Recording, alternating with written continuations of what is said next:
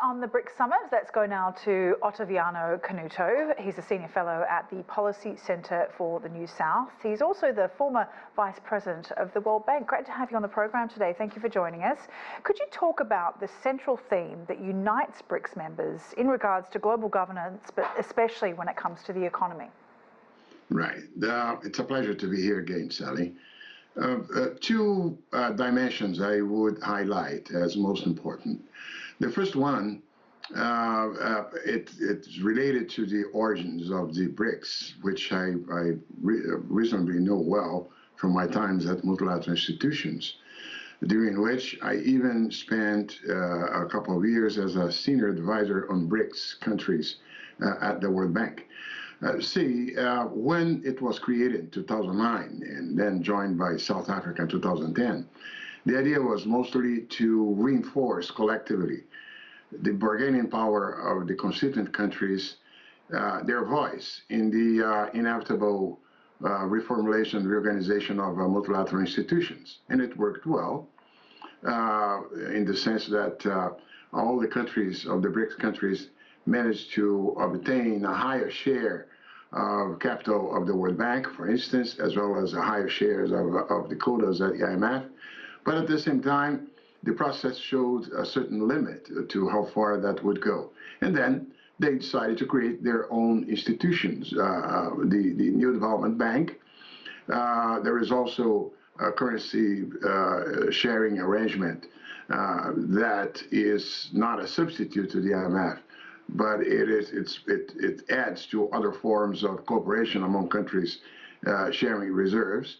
And that part worked well, as you aptly said.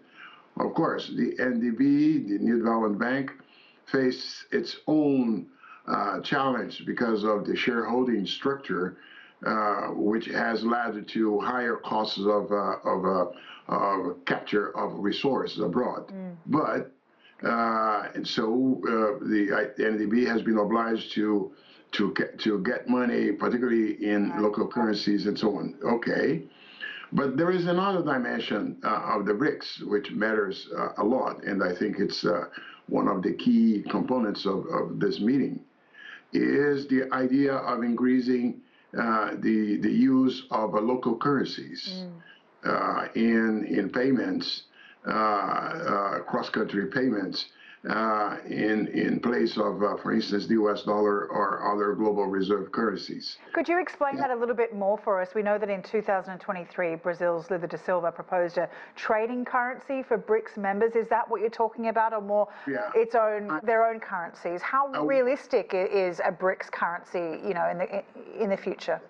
That's why it is important to separate, to distinguish two stages of this process. One thing is the use of local currencies as it is already implemented through the many central bank swap agreements made between, for instance, on the one side, the PBOC, the People's Bank of China, and central banks of other countries, including Brazil and Argentina.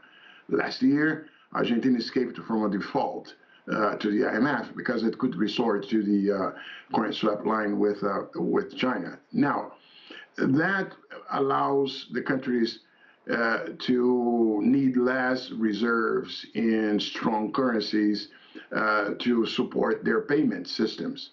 Another story is to have money to intervene in markets, because then the currency has to be a reserve of value. But anyway, as a means of payment, this alternative of using local currencies has expanded, and the share of renminbi, for instance, has gone up. Right. Another story, which is a leap, is to go toward creating a common currencies and so on, because that would require banking union, that would require building up of institutions that resemble national. That's another stage. Right. But I don't believe it's ready. We should pay attention as well to some important thing, which is the increasing use of digital currency platforms.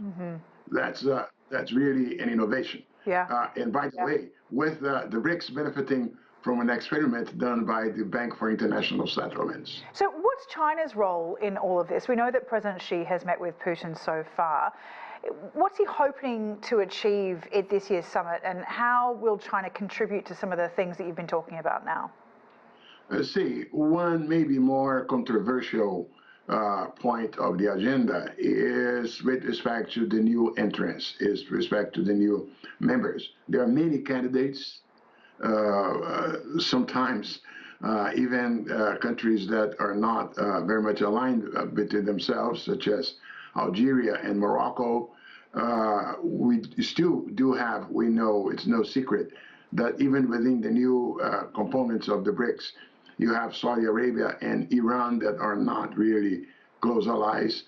And the entry of new members is maybe the hardest topic of the agenda, with some countries preferring a more open and receptive, whereas others want to be more selective without necessarily open the door to everyone.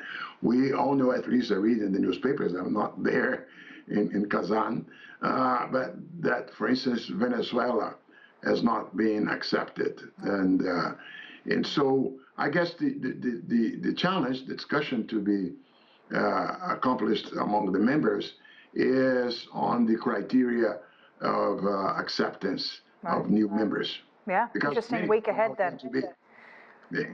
We'll have to leave it there. Really appreciate your time. Otaviano Canuto, thank you. A pleasure.